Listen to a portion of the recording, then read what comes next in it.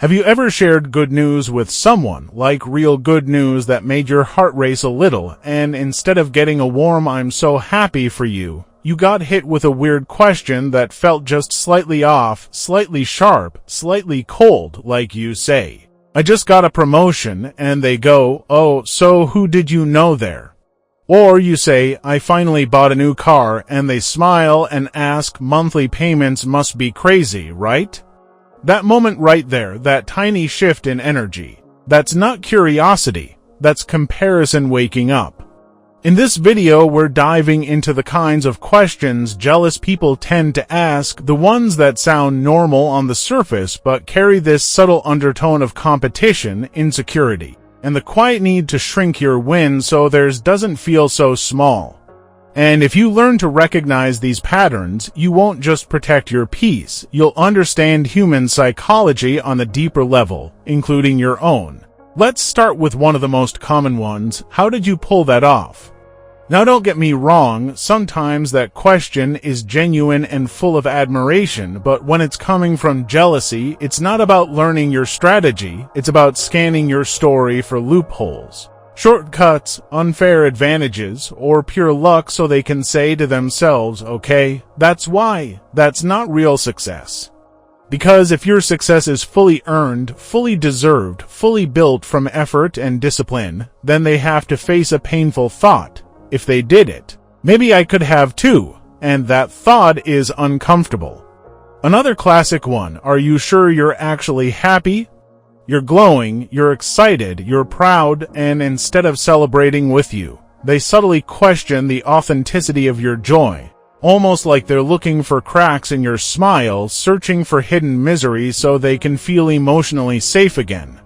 Jealousy struggles with sustained happiness in others because it interprets it as personal failure, like your contentment is somehow proof of their lack.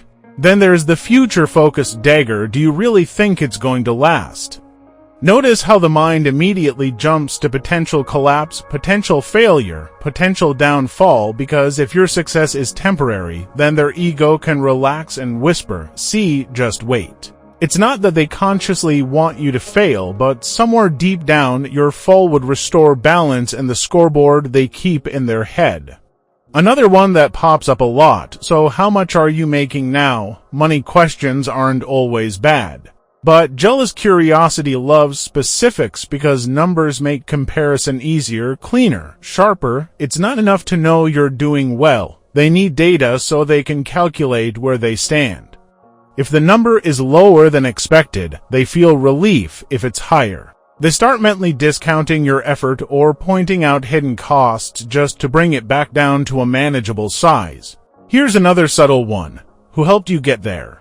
It sounds like networking talk, but often it's an attempt to shift credit away from you because accepting that you built something largely through your own consistency forces them to confront their own inaction. Then there's the identity question. You've changed. What happened to you?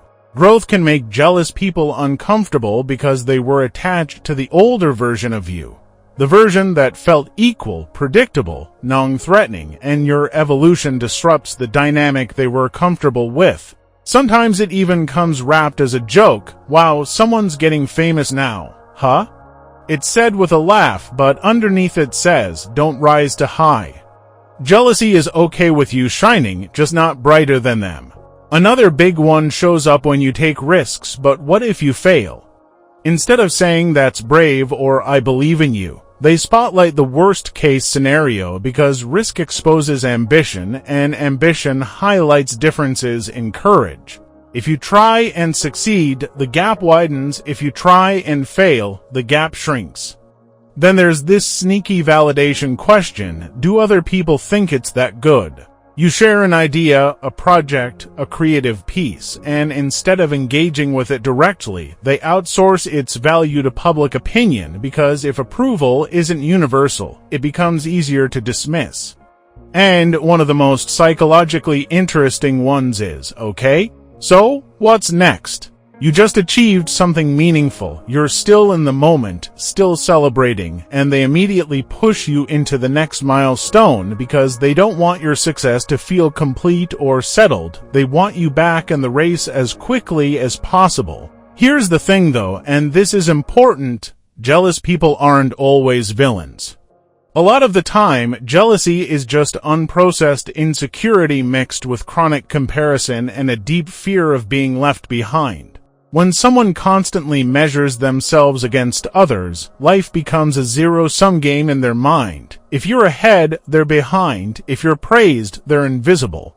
If you're winning, they're losing, but reality doesn't work that way. Success isn't a limited supply resource where one person's gain automatically means another person's deprivation, yet emotionally, jealousy can make it feel exactly like that. So how do you handle these questions without becoming defensive, bitter, or closed off? First, don't over-explain yourself. The more you justify, the more material you give for analysis and quiet criticism. Second, answer calmly and briefly because confidence doesn't need paragraphs.